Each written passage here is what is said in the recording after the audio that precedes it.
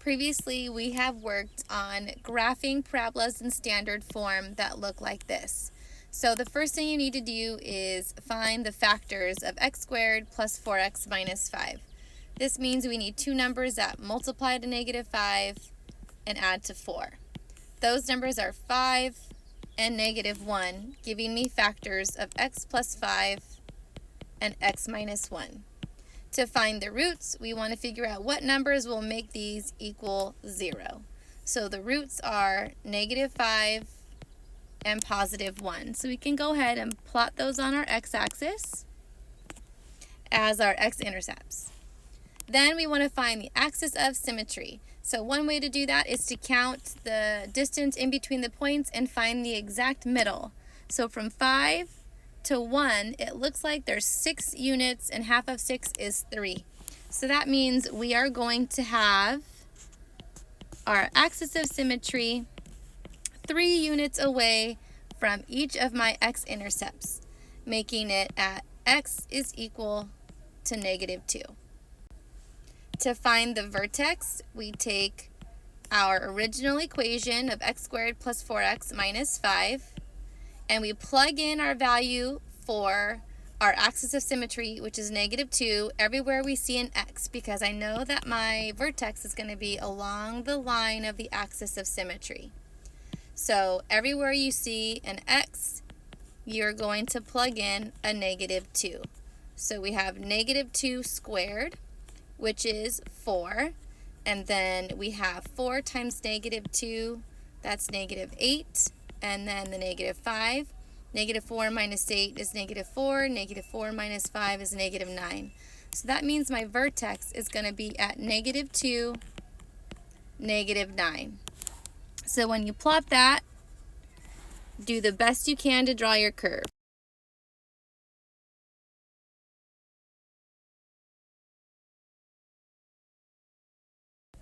So let's take a look at this next one.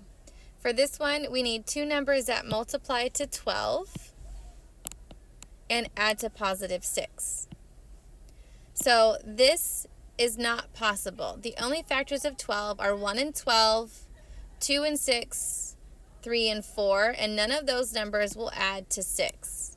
So we can still graph this function, but we can't use the same strategy as we did before because it's not factorable, and because it's not factorable at this point, I don't know whether or not it crosses the x-axis. So a graph does exist. I know I can't find the roots because I don't know what my factors are, so we have to figure this out a different way. So we're going to have to use some ideas that we know about standard form of a function. So the a is the number in front. Right now we don't have a number in front, so my a is just going to be a 1. So my a is 1, your b term is the 6, and your c term is the 12. So when your equation is in standard form, whatever the number is that you have for the c, that is going to be the y-intercept. So that's going to be helpful because we don't have any roots. So this will tell me that my parabola is going to cross the y-axis right here at 12. So the formula we use when we're trying to find the axis of symmetry, which is the x-coordinate of the vertex, it is negative b over 2a. And it's really important that you don't forget this negative right here. So we know my a, b, and c, so all I have to do is replace my b and my a with the numbers in the equation. So if I do that, I have the negative out front. My b term is 6 over 2 times my a term, which for me is just 1. This will simplify to negative 6 over 2, which is equivalent to negative 3. So my axis of symmetry is going to be at x equals negative 3. Now that I know the x-coordinate of my vertex, I can plug that in to get the y-coordinate of the vertex.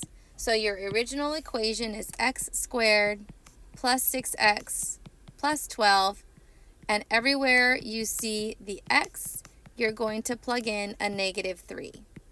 So you have -3 squared is 9.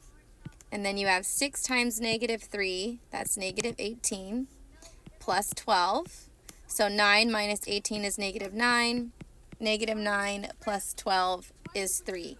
So your vertex is going to be at -3, 3. Remember to write it as an ordered pair. And I'll go ahead and graph that on the graph. So notice this is going to be the lowest point of the graph. This is my vertex, so it does not cross the x-axis at all. So now that I know where my vertex is and my y-intercept, I can use the axis of symmetry and the y-intercept to find another point on the graph. So because parabolas are symmetrical, if this point, my y-intercept, is 3 units away from the axis of symmetry, then I know there's going to be another point over here, also 3 units away from the axis of symmetry. So there will be a point right here. Now you can draw your graph.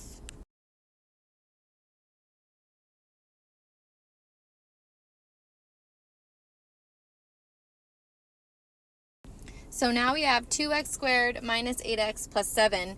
Now that there is a coefficient here, we are going to multiply the a and the c to get the top number in my diamond. So 2 times 7 is 14, and then these two numbers, whatever they multiply to 14, I need them to add to -8. So this is not factorable. So I know that my y-intercept is going to be at +7, but I still need to find the axis of symmetry using -b over 2a. So my a term is 2, my b term is -8, and we already know that my c term is 7.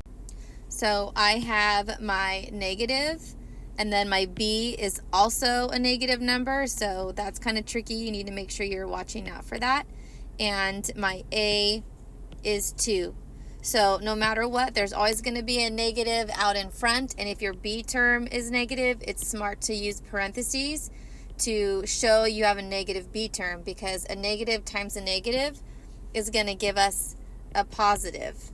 Bottom number, 2 times 2 is 4. 8 divided by 4 is 2. So if you, for some reason, skip this negative or don't put parentheses around your b term that's negative, your sign for your axis of symmetry is going to be wrong. So go ahead and mark your axis of symmetry on your graph. My vertex is going to be somewhere along this line. So that means my x value that I'm going to plug back into my original equation is going to be 2.